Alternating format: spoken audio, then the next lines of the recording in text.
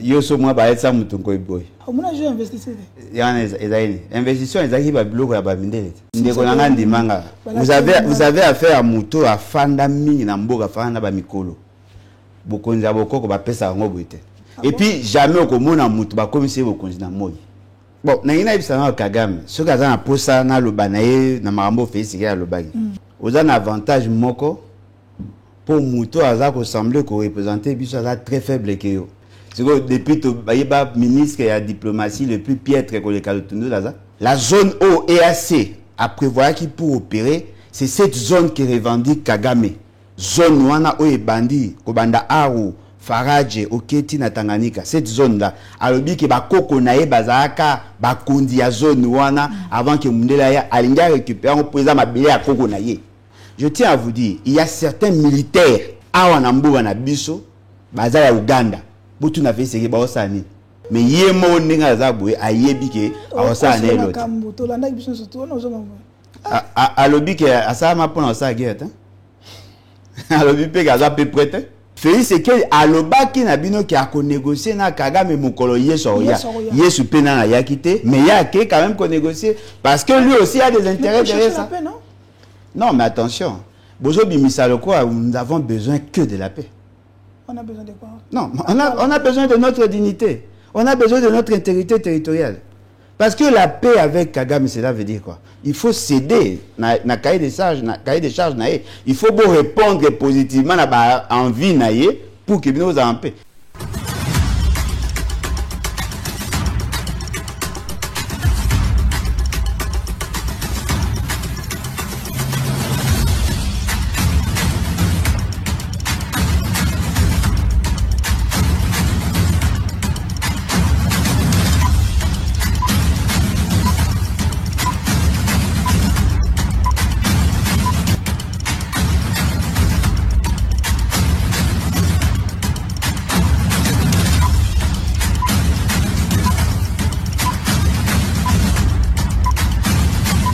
Merci mbote ba imboka mbote ba congolais surtout ba o bazaka na diaspora parce que toyebi ke bozalaka tellement ebele pona kozela biso awa na asololi boyebi ke zali émission o ekamaka pa ya madame la DG politique mutu talaka kazali mama azana ba responsabilité mususu tant que moko ya famille yango tuzako assurer intérim oyo boyebi lelo tokobeta masolo parce que toza okende malembe babi ke il faut totanga yango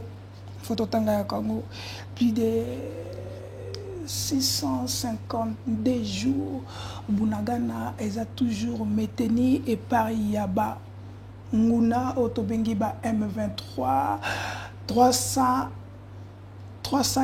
un jour, Lelo Salomos Kadela azali toujours kuna na bisika bakangaye ti lelo toyebite Maki Mukebai azako kende déjà vers une année ni procès eloko moko pe yebanite kasi esingaki mwana mboka Stani Bujakira atombola mongo pona ndeko asala 21 ans kuna na poza makala kasi tomona kilobi vice-ministre de la justice akendaki kuna pona koyeba masolo kwa kokota na bozindo pona kotala ndenge ni na kobimisa ndeko wana kasi bato ebele balobaki ete eske gouvernement na biso to bakambi na biso ya mboka eske basalaka musala ndenge esengeli kasi tokozongela yango na force de taille parce que lelo tozali na mwana mboka Alain Bolodjoa azali président ya le bat yena azali président yene toko yamba lelo pona tobeta masolo concernant nyonso za koleka awa na République démocratique du Congo est-ce que tilelo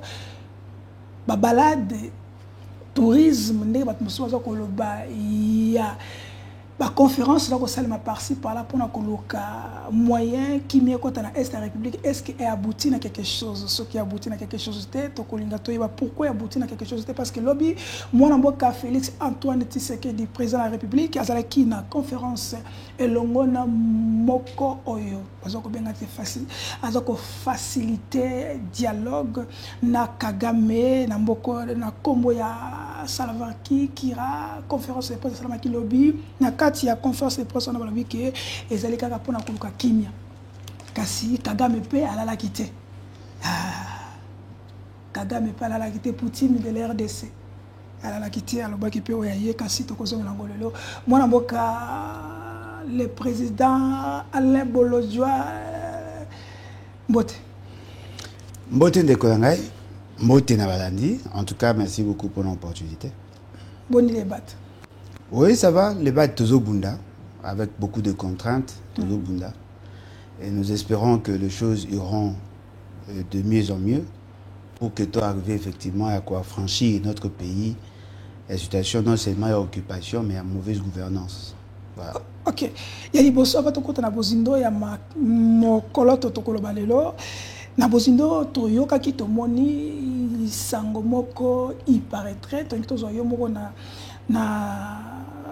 maloba na moko parce que batine biso ba message belé il paraît que vous avez agressé na matanga ya Kondo Cheribo Okende et pas il y a ba membre ya ensemble il paraîtrait yango to yeba yo moko zawana après ndeko Amis Makutakana babi yo posa ki agressé vous avez confiné bata ensemble tous en confiné opposition ensemble to nini parce que yo posa mon cas opposition point de vue bon information isa vérité isa une fausse information je ne sais pas comment tirer en haut désolé je n'ai jamais agressé je n'ai jamais été agressé par bateau ensemble. Je n'ai jamais été agressé par Bateau Ensemble, ni verbalement, ni dans les réseaux sociaux, en tout cas nulle part. Quand même que dans la très sévère vis-à-vis à Moïse Katumbi, je n'ai jamais vu un membre d'ensemble m'attaquer. Dans Matanga à Cheribe Okende, Nazalaki, na cathédrale, parce que je n'avais pas le programme. J'étais surpris de voir que Babandaki na centenaire. Moi je n'étais na cinquantenaire pardon, je n'étais pas informé. Naye kokoma légèrement en retard parce que dans mon qui y avait des embouteillages au lieu qu'il y en a qui na cinquantenaire, la kena mbamo na cathédrale.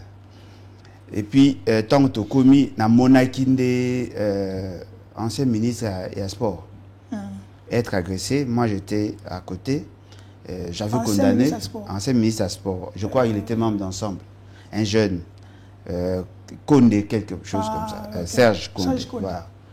Il était agressé devant moi. C'était aussi verbal. Nayokaki, par la suite, on a bimé un des Nayoki qui va menacer qui Amis Makutano et j'avais condamné le fait que. Il y a un monaïté. Il y a un monaïté. Il y a Serge Condé parce que j'étais là. J'étais à moins de 5 mètres. Okay. Bon, pratiquement 3 à 4 mètres. Parce que Zaki, il y a un arrangé, ça j'avais vu, c'était un groupe de gens qui violenté verbalement. Lingaki qui a bimé la matanga parce que Aza parmi bateau à pouvoir, au bango bao monake, bazali à la base yaliwanaye. Moi j'avais considéré que les temple, les lieux sacrés pour les catholiques, on ne pouvait pas profaner en haut. Et puis à Mibalé, na matanga, on invite personne. Moutaya Karpoaza na mawa, Sokaya ki na mawa, on ne pouvait pas le lui reprocher. Ce qui s'est passé par la suite, là maintenant c'était les jeudis. Tant Tokundi, Kulutunanga, Cheribe Okende, les jeudis, j'étais na comment on appelle Maria, Ave Maria. Na matanga, il y a un professeur Jacques Zaïga. C'est lui mon maître. Il y a conception, élaboration, évaluation de projet. Et je crois que Bato Baebinga, je vis grâce à ça. Grâce à je suis consultant. Je fais des évaluations de projets. Et donc, naturellement, je devais y être. Le coin a possibilité à cause de la veillée. Un jour, il y a levé à corps, il y a cérémonie officielle pour que Bakende soit enterré. Tant on a commis un petit dispositif, il y a ma cache. Il semblerait que Félix Tshisekedi devait être là, mais à côté à cinquantenaire. Il faut que le président Félix Tshisekedi. Tu es obligé, tu es char de combat, tu es convaincu. Papa, ata obengi FARDC mobimba na police na demiap na ne. Est-ce que ça kilo pour ne pas Félix? Est-ce que c'est obligatoire? Ce n'est pas une obligation conditionnelle. Ah bon? Tanguna, ce n'est pas une obligation. Tanguna na moni dispositif. Na mona ki bon. Le quoi yaza musika nga na zape musika na kota nanga.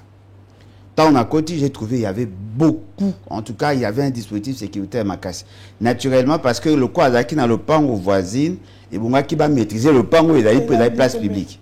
Bah, chaque dispositif, bleu, on a bango kande, chakawana, drone, soda, kagoulé, tout ça, ils étaient nombreux. Système américain, hein? Imitant, mais pas Kagame. Tango basali, tokomi ba checké, ngana koti. Na koti, bazaki pendant mingité parce que na komaki un peu moins avant, et puis quelques temps après, cérémonie bandit. 1h30, 2h après, tant on a moni ba lever corps, na bandisco, na bimisco avant batupo na bi que soit basé belé, il y aura attroupement, ça ne sera pas intéressant. En sortant, il y a deux badauds. Bon, deux délinquants, il y a garde républicaine, ont commencé à me violenter. Pourquoi changer on a changé qu'il n'y a pas eu badauds na chez délinquants. Babani co-violenté, yo petit. Quand même, service de l'ordre. Non, service de l'ordre, n'est pas ça qui désordre était. Ou à salir des ordres, à service des ordres, à service à désordre. Il faut bien gagner, on a combo na niao. Oh non, lui il est milou, il est té, niao. Ces deux délinquants, babandisco menacé verbalement. Ils venaient déjà vers moi. Sur le point que je vais réagir pour que base prétexte, il y a co-violenté physiquement. J'avais compris qu'il ne représentait rien parce que naye na millier na bino. Naba arme et toi. Taliban, naye na millier na bino. Vous n'avez rien fait en entrant, en sortant aux autres là, au lobara pour que Ngana réagisse. J'étais surpris de voir que la garde républicaine était une garde militante. Ils allaient un organe de l'État. Quand vous prenez position sur des questions politiques, ah yo, au fin de la TV. Garde républicaine. Si, au fin de la TV, au fin de la Mokonamboka, au Nito Kangao Siko. Yo, Talakoto, Kara. En sortant maintenant, la coutaille dans la garde républicaine, pour que mais bamso ba tellement que on a le corps ba robot, bango babande ko réagir. Ah, mais c'est Alain. Monsieur tabi ah ndeko Alain.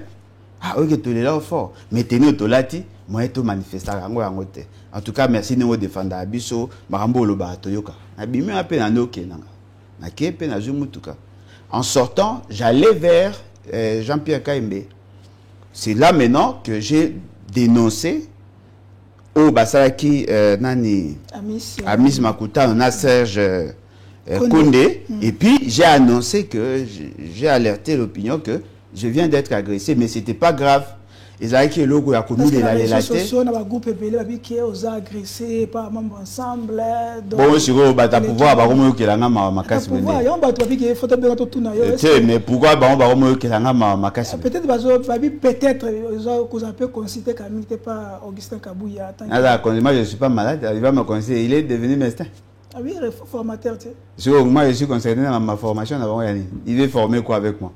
Non, je ne suis ni brique, ni mortier, ni. Tant que président, il y a les battes, peut-être. Non, s'il a besoin de quelque chose, il faut la consulter parce qu'il a un problème.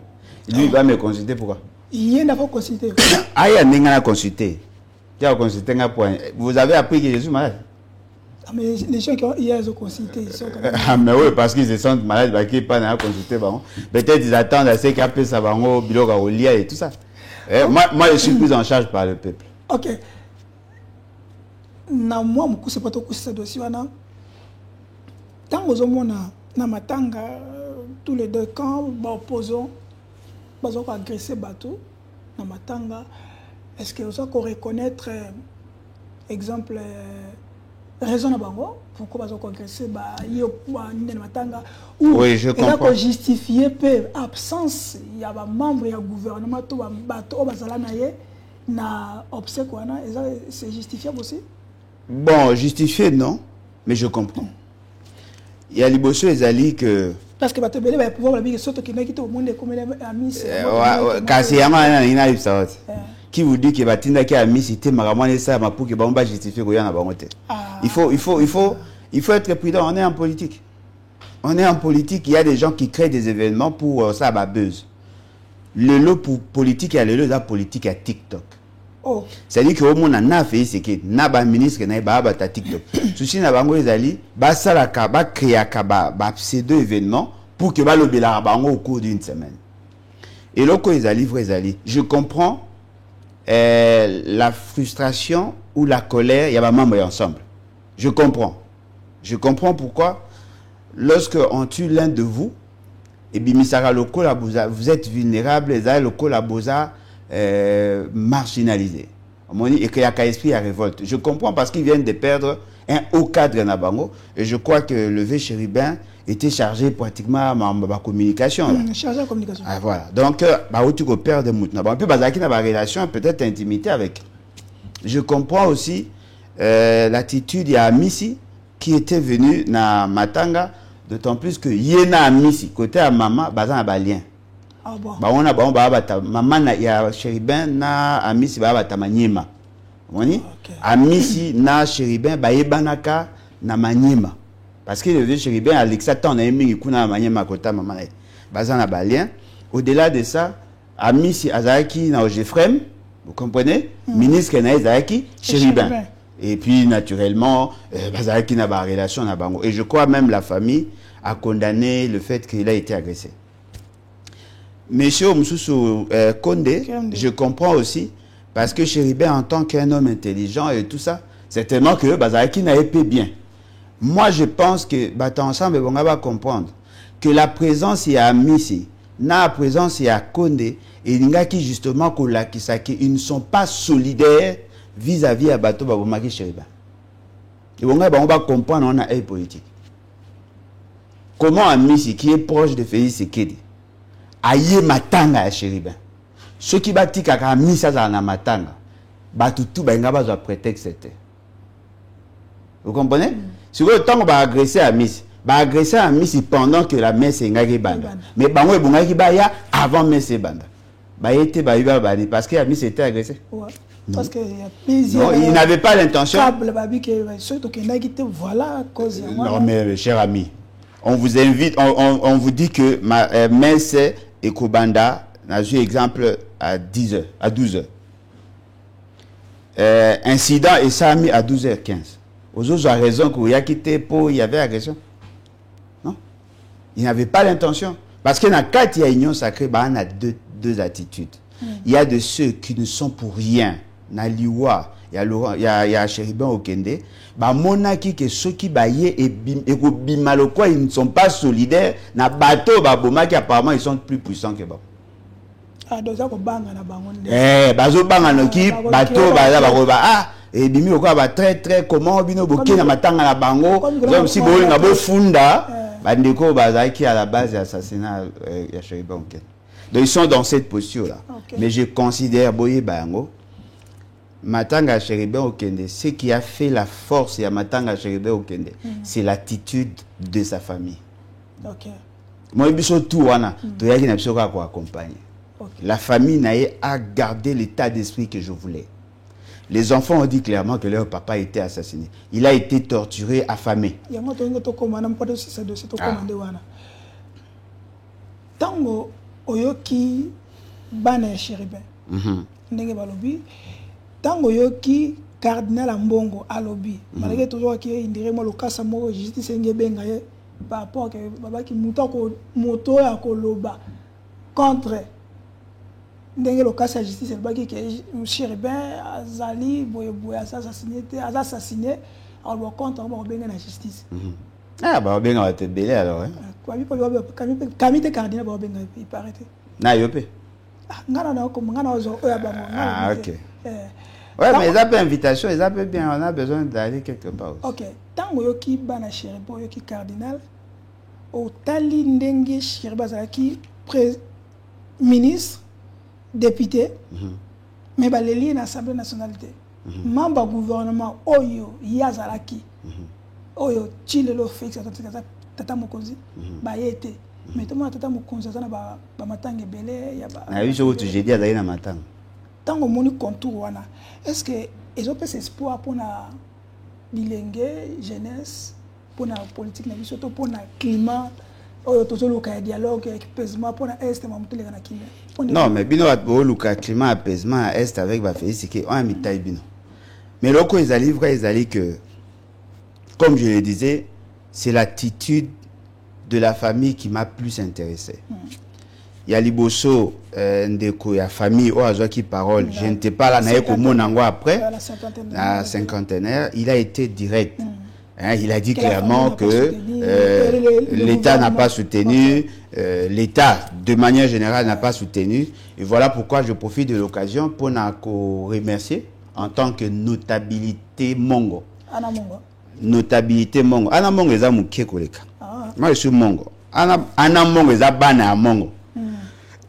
En tant que notabilité Mongo, dans le cadre de Kouchouana Mongo, nous avons remercié M. Moïse Katumbi. Apparemment, il était au four et moulin. On peut les critiquer dans d'autres dossiers, dans d'autres domaines, mais il a été solidaire vis-à-vis de la famille. Ça, c'est quelque chose de très fort. Et je pense que Mongo surtout adresser un remerciement à Bango, parce que notre frère, notre fils a été enterré dignement, bien qu'on ne peut pas enterrer quelqu'un de dignement, mais quand même dans l'organisation, on a senti qu'il y avait une volonté, il y a qu'à honorer. Et puis, Bandeko ya famille, tant que Basali déclaration, ils ont été directs. Banapé Baeba consolidé, Papa Cardinal Yaya Alobi. Apparemment, tous les Congolais conscients le disent. Même Amis, il a dit. Parce que présence, qui message à ras-le-bol, message à révolte de voir quelqu'un bomier, boyer, tout ça. Je pense que créer les problèmes. Selon tes analyses, non. Non, mais ceci les amis. Non, ton analyse. Voilà. Donc, au Monique, Batou, c'est pas une aliouane a été.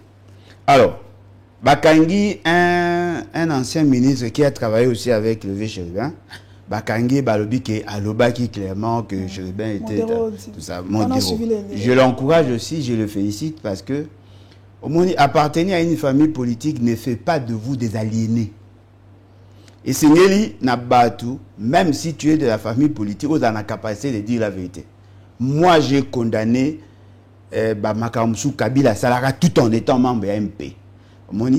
Et qu'on faire perdre les avantages liés au fait dividende politique, mais au moins tu gardes ta liberté d'esprit. Ils ont dit des choses et moi je pense que Ezali et Loko bien. Alors au lobby que Bakotine la Lokasa Papa Cardinal va opérer convocation, invitation, à niveau il y a justice pour qu'à répondre à la déclaration. Moi tel que je suis là, je ne crois pas dans la conclusion à justice. Ce n'est pas un fait infractionnel. Beaucoup obligé à la croire. Et là on est poussé à la croire. Capo bino bolobi. Mais le cas c'est interdire. Non, bah interdit ngana croire te na maramna ba on va interdit ngana bakisa magam likula maramna ba. Ah mais na bakisite, je ne crois pas. Et là c'est simple. OK. Si le procureur n'a batunaye, il peut être de bonne foi. Si le procureur n'a batuné ba convaincre ngate ba ibisanga entre 15h il y a mercredi na 5h du matin à jeudi chez Boko Nazaki. Parce que celui to yebe sika qui entre 15h il y a mercredi, na 5h, il y a jeudi, ça peut nous donner une idée sur qui était avec lui avant qu'il ne soit mort. Vous pensez que vous avez un nenga na yebaki, awe ko tamwa na mutu kazu mundu ga mibeti pa. Hein? Et là babilo ba conclusion na bango politico juridico mystique. Moi je ne suis pas convaincu. Ah, ceux qui posent la pose, oui, ça que si tu n'es pas convaincu, c'est un fait infractionnel, c'est faux. D'abord, je tiens à vous rappeler, en tant que scientifique, sciences sociales, en tant qu'étudiant en criminologie, il n'y a pas assez d'éléments pour me convaincre la conclusion, il y a suicide. Je le dis. Je peux contester. Ce n'est pas un fait infractionnel. Si déjà on peut critiquer la Constitution, puis alors d'un acte pris par un procureur ou par la justice, on peut critiquer. Il y a des livres qui ont critiqué des jugements. Et même les arrêts de la Cour sont critiqués en longueur de journée. Alors pourquoi on ne doit pas critiquer? Moi, je ne suis pas convaincu. Je sais que Chériba Okenda a été assassiné. Mais maintenant, nous cherchons à confirmer la responsabilité à bateau baboumier. Ok. Lelo to commis. Et puis bah que ça ne restera jamais impuni.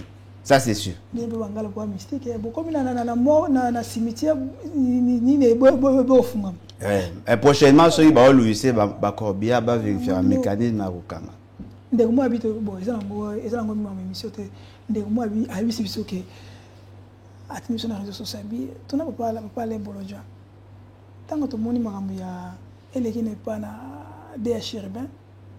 Après mikolo eleki to komona image mobe tata mokonzi na kiti moko boye alaxa na vida bi kiti bato wafinga mingi ba kiti ngaya bokoko siko bato bi ke bokoko mais tata mokonzi na chrétien non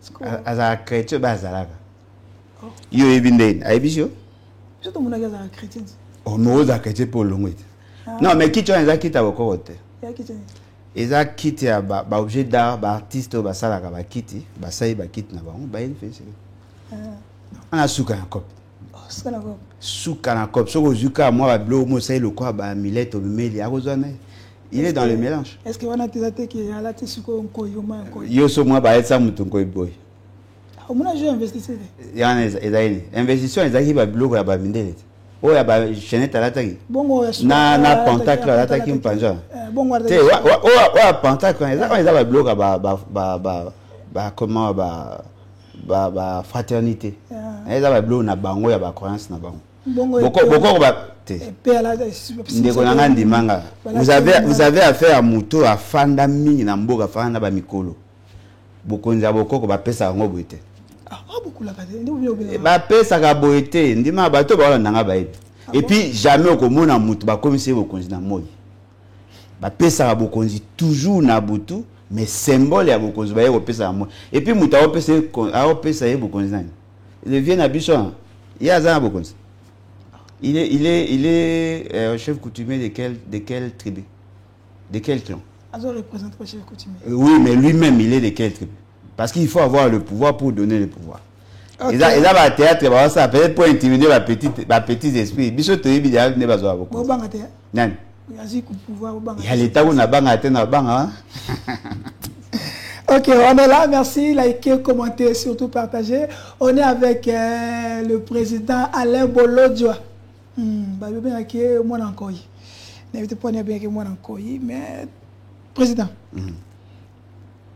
Tolali tolamuki abato kota makama pende mo tolali tolamuki toyoki ndeko Kagame ndeko na bino bwana kaanza ba ndeko bino na Kongo tout amuko za frère ami no bo ndeko na ndeko no oh mais c'est yo ya ko za côté abo papa na ende be côté abo mama na yo bo papa na ye Kagame ndeko na mais bino na bo côté abo mama be côté abo papa bo ba ndeko ta mais moi c'est frère ami mais tout de quoi faire non tout de quoi faire c'est qu'il n'est pas nécessairement de non doit peut-être bon boyebi pourquoi on benga na bande quoi ngaka kama za ndeko ngata bon to kika bo ndeko tata mokonze toyoki abimi asali moi vidéo net to la bino boza pese to la bino ngo alobi boy pona ye ce qu'il faut dialoguer tata mokonzi ndeko na ye moto benge ndeko na ye ami et frère il faut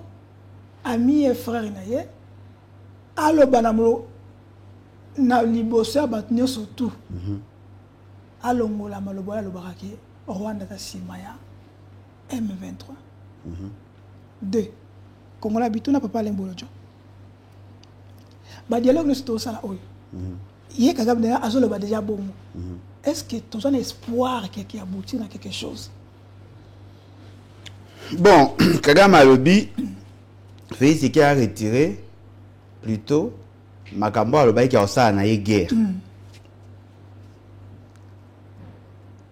Bon, na ina ibisa Kagame, ce que ça a posé na lobby na Makambo Félix qui a lobby. Kagame, vous avez un avantage moko. Pour Mouto Aza ressemble qu'on représenter biso Aza très faible que yo.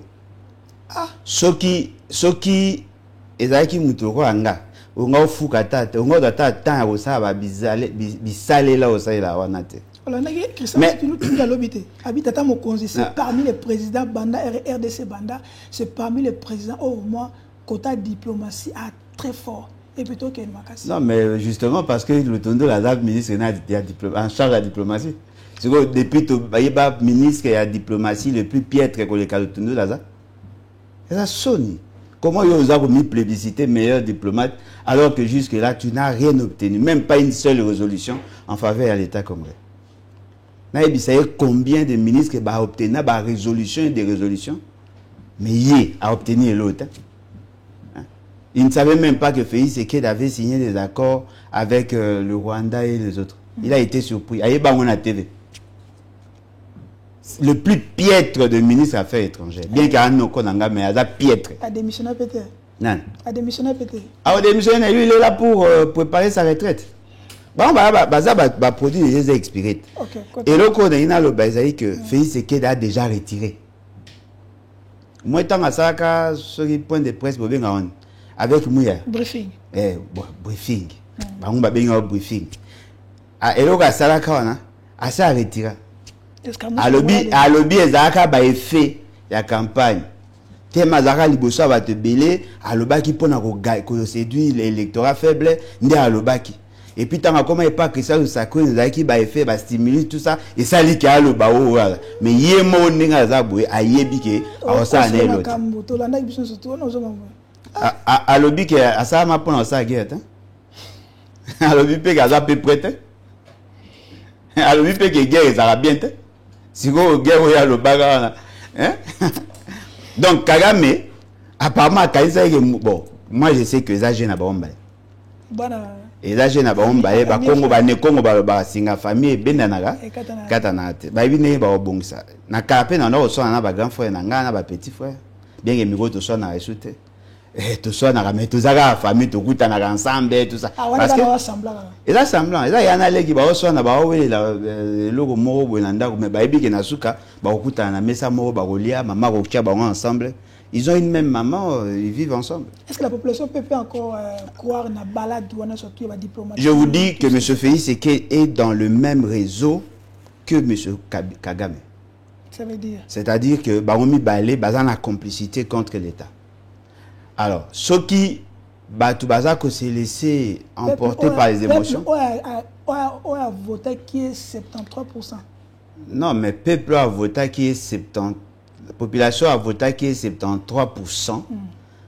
À Kanisa, il y a changé. Il y a Kanisa qui a changé à PCD. Mais 73% va PSA qui est. Et ça, 73% par rapport à degré à tricherie.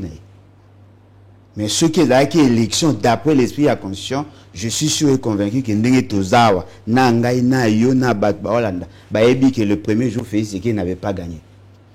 Abakisa Mikolo pour qu'a justifié 73,34%. Est-ce que la population peut croire encore à ça? Non, mais la population naïve peut croire. Mais la population consciente a Yebi que Félix Tshisekedi est dans le complot. Ceux qui battent pour ça, comprendre ce que nous disons. Il suffit seulement, il y a quelques minutes pour vous le démontrer. Allons-y. Monsieur Félix Tshisekedi fait des menaces de la guerre. Les gens ont pensé qu'il a changé. Il aurait changé. Bazou va convoquer M. Félix Tshisekedi na Qatar. Bagangeli, Baibisi aux gens à droit pour ça la guerre na Rwanda. Parce que Bagangeli là-bas. Yo Boulani. Les présidents africains. Ne me dis pas ça. Ah, mais je vous dis. Le président de la République n'a pas gagné là. Les gens le bosso.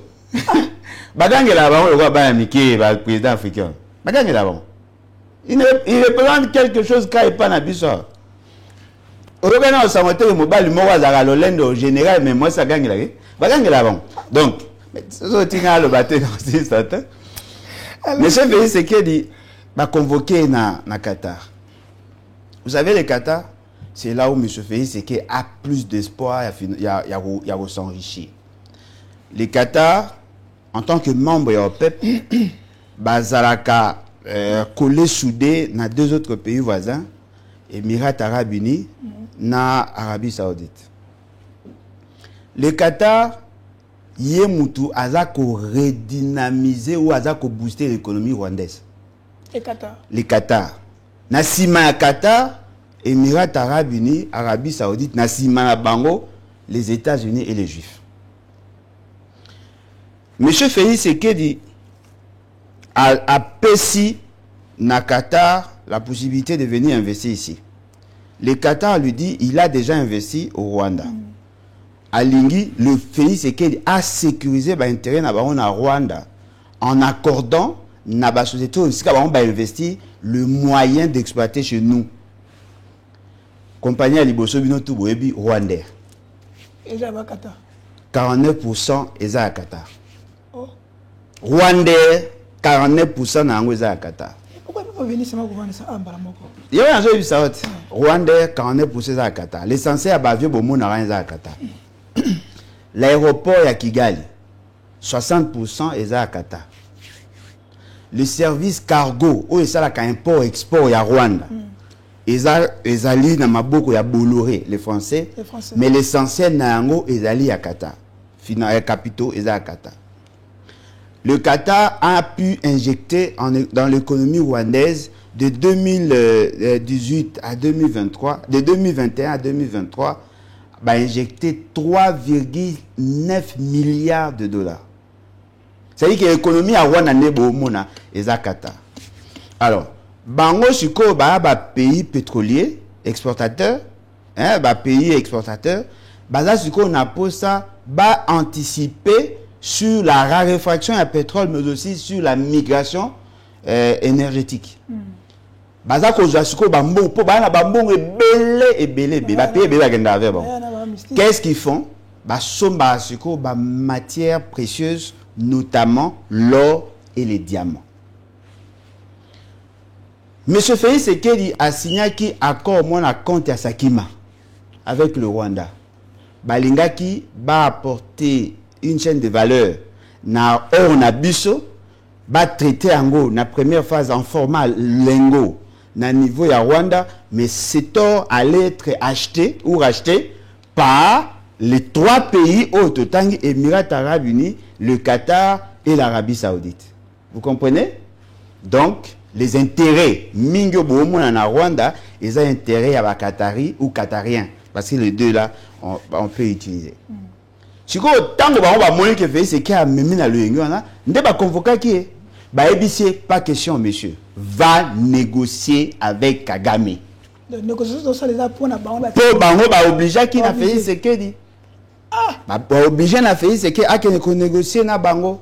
Félix Sekedi alobaki na bino ki a ko négocier na Kagame mokolo yeso ya. Yesu pena na yakite, mais il y a quand même qu'on négocier parce que lui aussi a des intérêts derrière ça. Paix, non? Non, mais attention. Bozo bimisa le quoi, nous avons besoin que de la paix. On a besoin de quoi? Non, on a besoin de notre dignité. On a besoin de notre intégrité territoriale. Parce que la paix avec Kagame, cela veut dire quoi? Il faut céder na cahier des charges, il faut beau répondre positivement à envie pour que nous en paix. Et la paix pour vous c'est quoi? L'absence et crépitement des balles. Ok. Donc vous comprenez que M. Félix Sekedi et M. Kagame appartiennent au même réseau. Les réseaux. Il a rappelé bino mouké. M. Félix Sekedi a kendaka na Émirats Arabes Unis, a kendaka na Qatar. Parce qu'il était en pourparlers, en négociation avec. Exact. Et le projet, il y a des conditions, il y a des conditions, oh.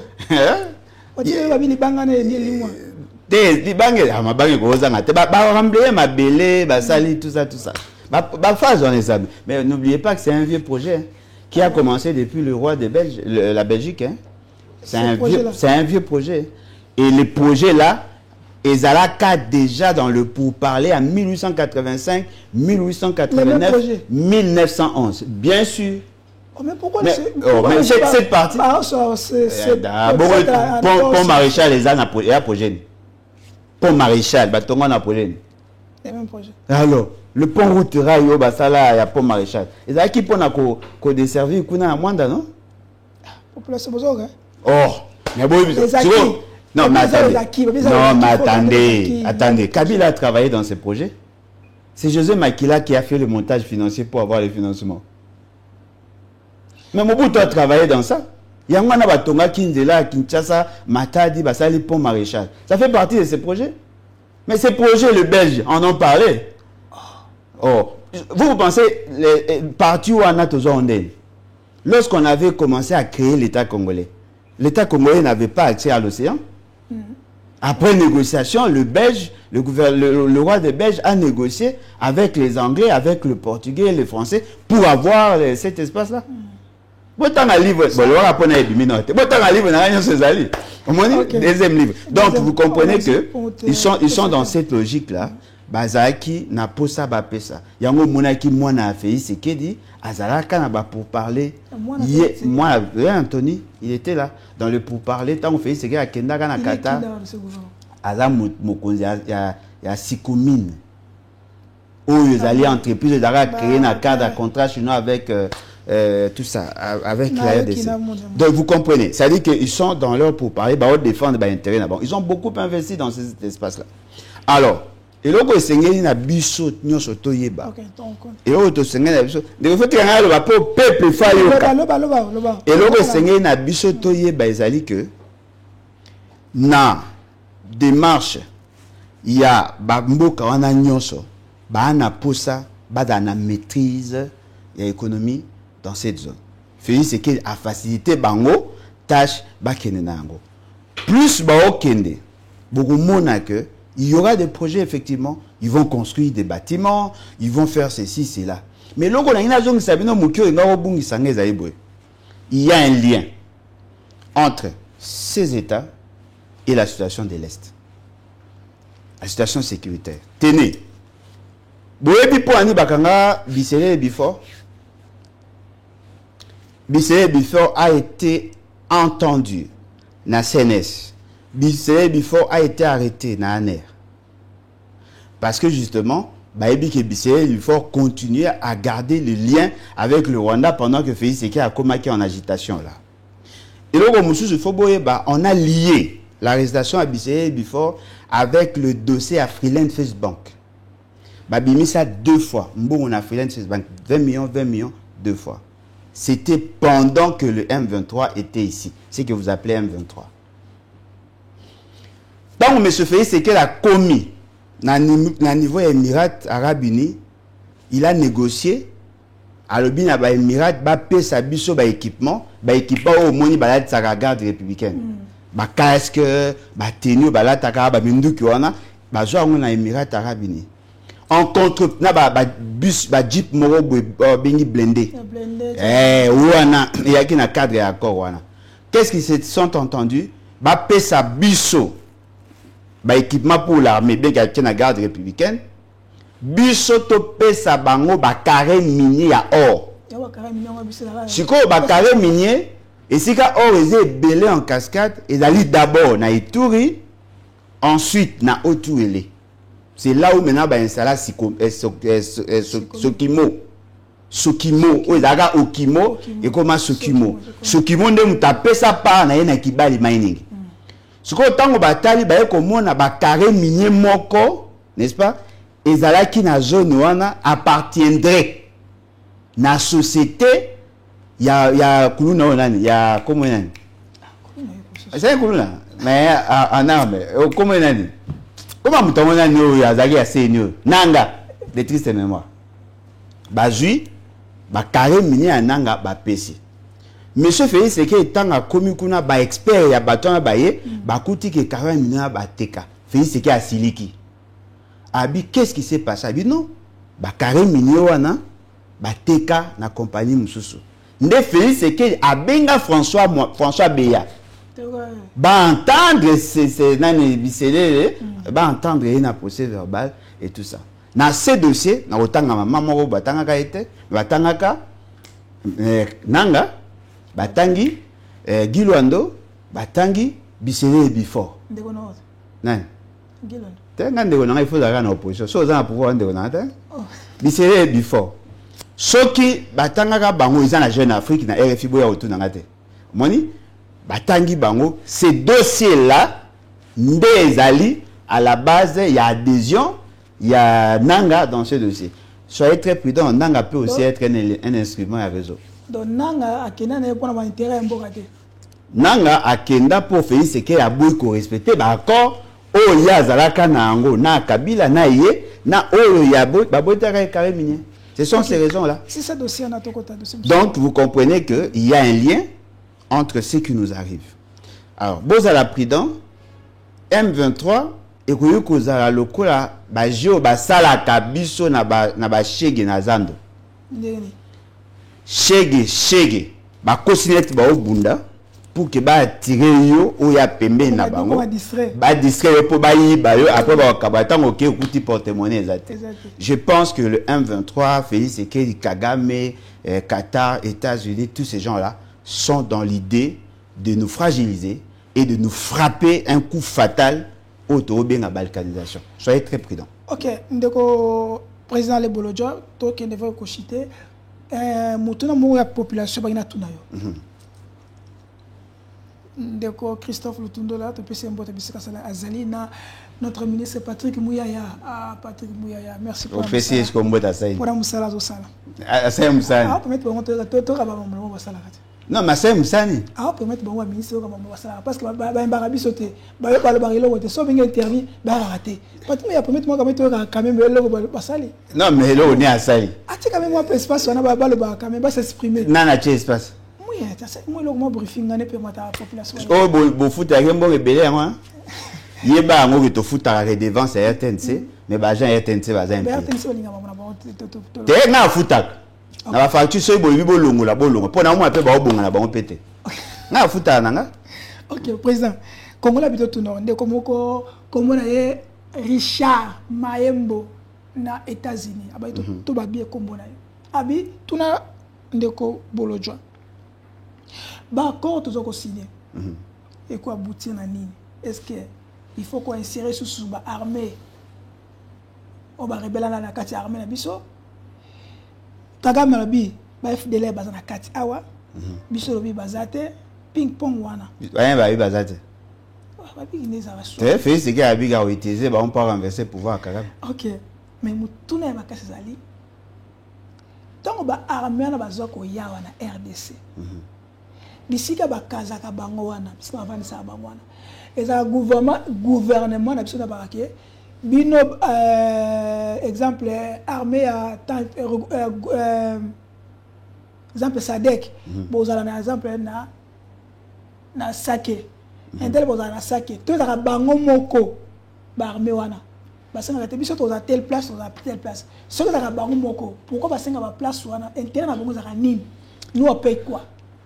En tout cas, Ndeko opposé question moko très pertinente et je crois que Yangon déjà défini l'inutilité à faire ce qu'il y a pouvoir faire ce qu'il y a liboso tozu EAC. Monsieur Félix Sekeli a cotisé biso na EAC sans respecter notre constitution. Tant à Monique Baktoche pression de ake ko régulariser situation le 11 juillet 2021 et 2022. Ndaye ko régulariser situation. EAC avait déjà pris des décisions sur nous. EAC avait fixé la zone où il y a coopéré.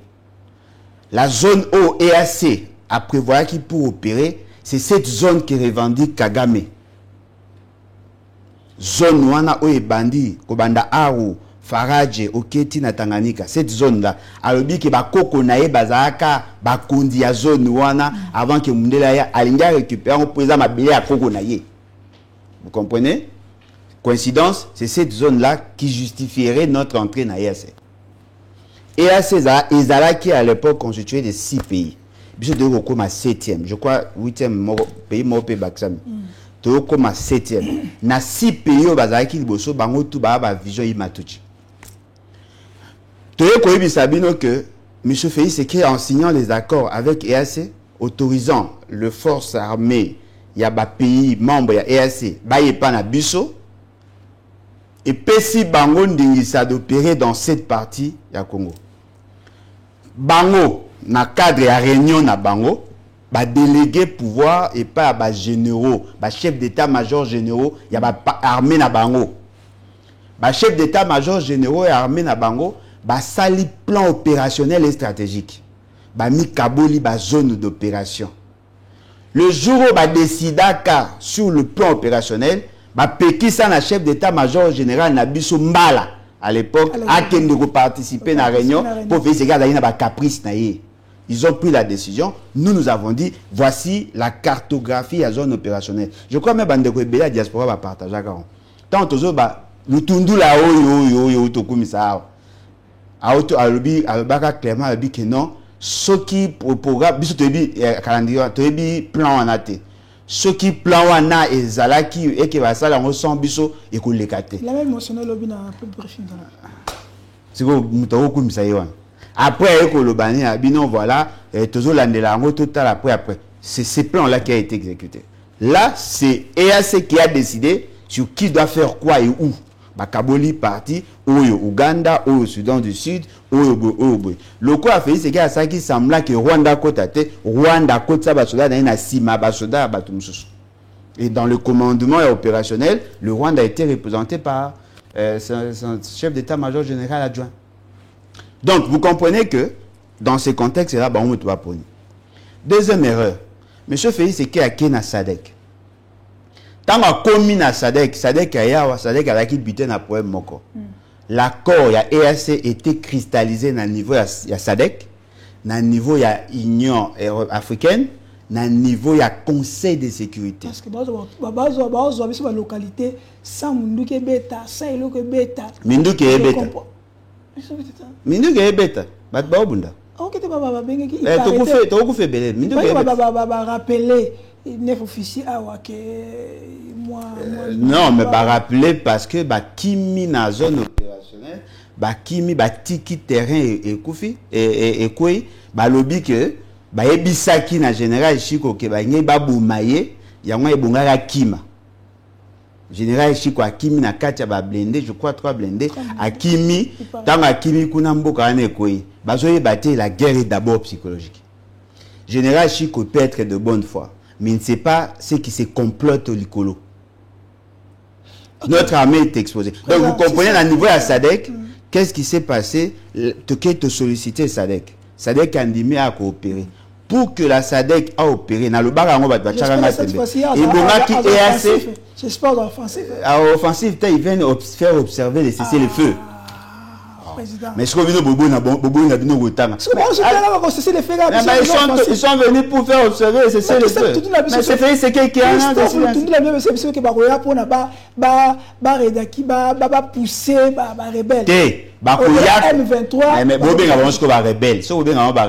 c'est un conflit entre Congolais. Pour Bobé Gabonka rebelle. Non, ils ne sont pas venus pour attaquer. Ils sont venus. La SADC vient pour faire observer les cessez-le-feu, faciliter les cantonnements au EAC et puis la réinsertion sociale, il y a M23. Alors, il faut bien comprendre l'eau au Moko. Vous comprendre l'eau au Moko, bien que vous pressé. Il faut bien comprendre.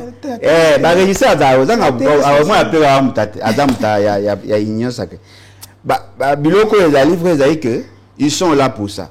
Alors, qu'est-ce que Félix Tshisekedi est en train de faire? Il a certains pays, Nakati à Sadek, Azolinga a utilisé Bango pour renforcer l'armée. Je tiens à vous dire, il y a certains militaires, Awanambu Nabiso, Bazaya Uganda, Boutou na Félix Tshisekedi Baosani. Awa, Nambo Nabiso, officiellement. Bayaka, pour une opération contre ADF, Bazalelo. Batu ya Burundi, Baza, Baobunda contre Rebelo, Bazolo, Bawana, Baza chez nous. Il y a EAC ici, dans notre pays. Ils sont encore là. Parce que Uganda, na Burundi, apparemment, Babima bien. Burundi, Babima sur 400. 400. Bayaka combien? Batu Baye Bate. Uganda, Babima combien? Batu Baye Bate. Ces gens-là sont ici chez nous. Alors, le fait seulement que ERS et SADC, na EAC va se retrouver dans le même espace, dans la même mission, ils sont difficile à opérer. Et puis, na quatre, il y a accord au pays, c'est qu'il a signé. Nulle part, on a considéré le M23 comme un groupe terroriste. Bazali de groupes en conflit avec le gouvernement. Ils ne sont pas considérés comme les ennemis de la République. On va papier, on va comment voter.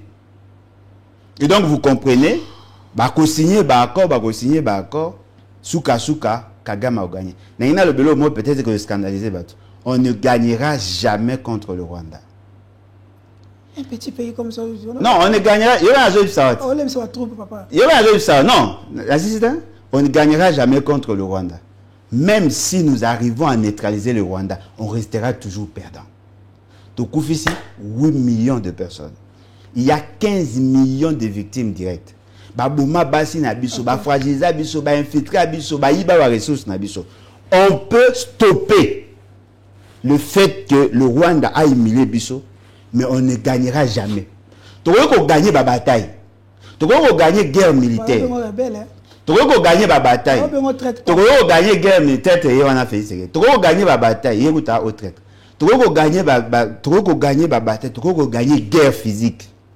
Mais on est toujours perdant. Parce que les gens imaginent, s'il n'y a pas de justice, si on ne rend pas justice à nos morts. La justice est malade. Non, justice internationale, non, la justice est malade. Chef d'État, non. Félix, non? Si. Et monsieur, si. Ok. Non, on bien chef d'État. Quand même, il faut féliciter le gouvernement. Il y a qui dedans quand même, tout ça, quand même, moi pas. Oh, ils ont bah mboko bio ya kolieza la te ba c'est pour azuli lekele. Non mais attendez, il y a des gens aujourd'hui bazako s'organiser ba ça ba usine pour na ça ba mituka. Ba ça ba centrale pour na ça ko produit courant à partir ya uranium et consort. Yo ka zo bisauti ba ça ba chemin à très grande vitesse. Batu bazako linga ba lancer ba satellite. Batu ba ça ba autoroute juxtaposée avec des viaducs. Batu ba tonga ba gratte-ciel ba 120 1 km.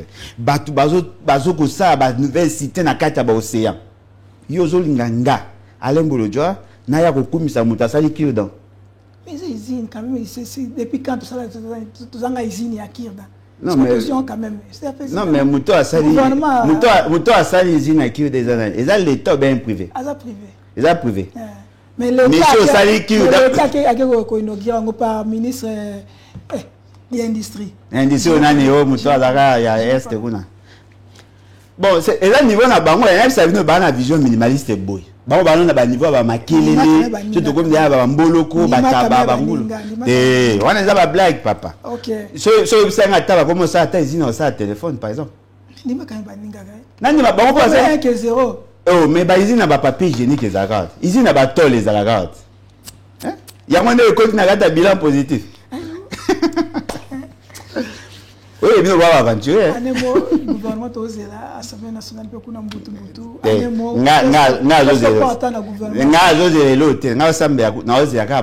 a démissionné. Il n'a pas prendre ba clic, n'a pas claque, n'a pas ballon. Bato ba na vision minimaliste à Mukebo.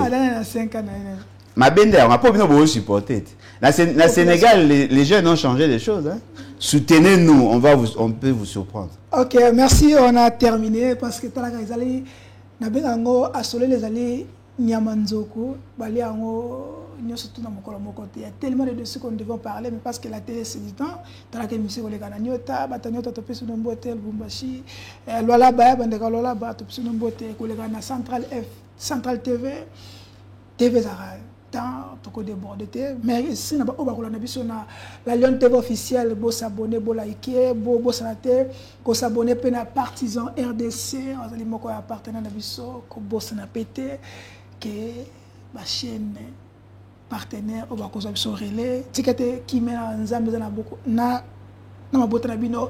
Merci président. C'est à moi de vous remercier. Ça ba imboka ya les bat mbote to mona journée officielle te bité ceux qui osana autonomé par Tata Mokonzi t'habiter mais donc on a la prochaine. En tout cas ngai so na une nomination c'est pour l'année comme ça. On a une officielle non? Te na kasa itonga to ya makambu ya comment le faire ya moratoire à peine de mort na la sabino ba incohérence c'est na kati ya justice au fait c'est qui a créé mais prochainement. To le prochainement parce que ça va dossier moko jusque là. Azobo ma justice. Parce que tout le monde déjà dans l'article 61, babike en aucun. Na 116. Et na 16. Na 16 que tout le monde la vie est sacrée. La vie est sacrée. Tout ça dans l'état de siège, tout ça dans il y a tellement de choses qu'on devait parler. Mais nous allons revenir sur ça parce que la télé c'est le temps. Merci la régie. Bino Sobolandi Biso. tika ete kimia ezala na mabota na bino. Ciao, bye.